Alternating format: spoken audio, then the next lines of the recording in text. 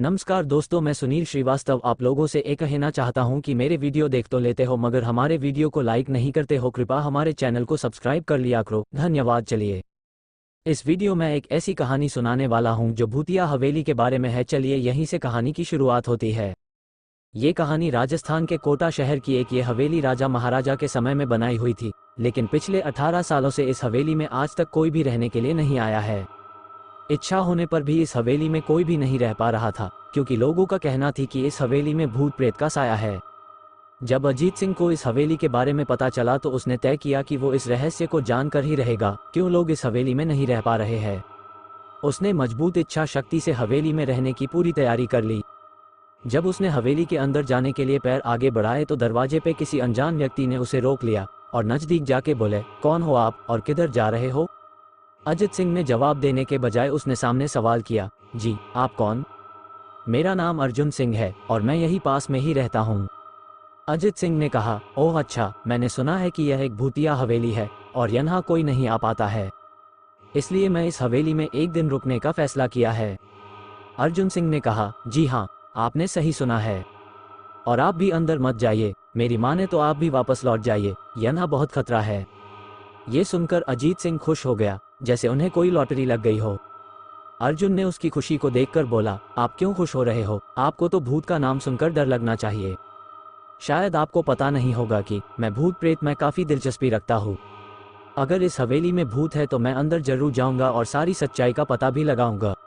इतना कहकर अजीत सिंह उस हवेली में चले गए। अंदर जाके अजित ने अपनी बैग को साइड में रखा और हवेली के चारों ओर देखने लगा। सारे रूम भी चेक कर लिए।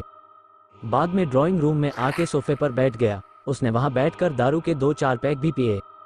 वहीं अचानक उस रूम में लाइट का एक बल्ब चालू बंद होने लगी, लेकिन अजीत ने उस पर ध्यान नहीं दिया। थोड़ी देर बाद दूसरा बल्ब चालू बंद होने लगा, फिर तो हवेली की सारे लाइट चालू बंद होने लगी। ये सब देखकर अजीत अपनी जगह पे खड़ा हो गया और संपूर्ण सावचेत हो गया।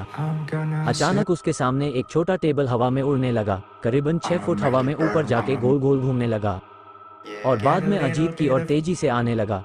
अजित ने तुरंत ही अपने जगह बदल दी और दूसरी ओर चला गया और वो टेबल वहीं जाके गिरा जहां अजित खड़ा था। अजीत कुछ समझ पाता उतने में सोफे की शीट उसकी ओर आने लगी। वो जल्द खड़ा हो गया और छलांग लगा के दूसरी ओर कूद गया, जिसके कारण सोफा दीवार को टकराया और अजीत बच गया।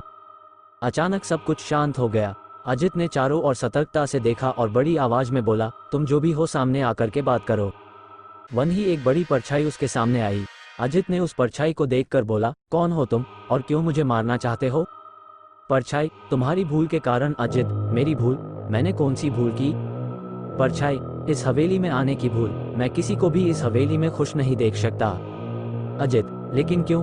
वो परछाई ने जवाब दिया, आज से 18 साल पहले इस हवेली के मालिक ने मुझे यहीं पे ही मार डाला था। मेरी कोई गलती भी नहीं थी। इस कारण की वजह से मेरी आत्मा इस हवेली में भटकती रहती है। मैं किसी को भी इस हवेली में नहीं रहने दूंगा, क्योंकि इस हवेली में मेरा खून हुआ था। इस हवेली में जो भी रहने के लिए आएगा उसकी मौत होगी। अजित ने कहा, मैं तुम्हें अपने असली रूप में देखना चाहता हूँ। तुम्हें मारने से पहले मैं तेरी यह इच्छा अवश्य पूरी करूंगा। और उस परछाई ने एक भयानक दरमियाना रूप ले लिया। उसका चेहरा इतना भयानक था कि अजीत भी एक क्षण के लिए डर गया था, लेकिन दूसरी ही क्षण में उसने अपने आप पर काबू पा लिया। बाद में इसने अपनी जेब में से सफेद पावडर निकाला और उस भूत के पर फेंक दिया।